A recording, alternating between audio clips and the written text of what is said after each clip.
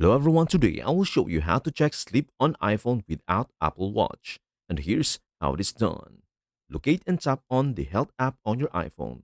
At the bottom of the screen, tap on the Browse tab. From there, find and select Sleep. If you don't see it, immediately you can use the search bar at the top. If you haven't already set a sleep schedule, tap on Full Schedule and Options. To establish your preferred bedtime and wake up time, this setup allows your iPhone to monitor your sleep patterns. Alternatively, you can also use the Clock app for sleep tracking. Simply tap on the Clock app on your iPhone. In the Clock app, tap on the Alarm tab, then tap the plus icon to set a sleep alarm. This feature can help you maintain your sleep schedule. If you prefer, you can also use the bedtime feature within the Clock app to set your desired bedtime and wake up time.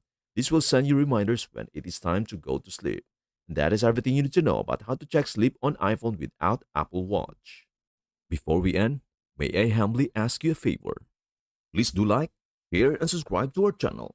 This means the world to us. Thank you so much for watching. We hope to see you in our next video.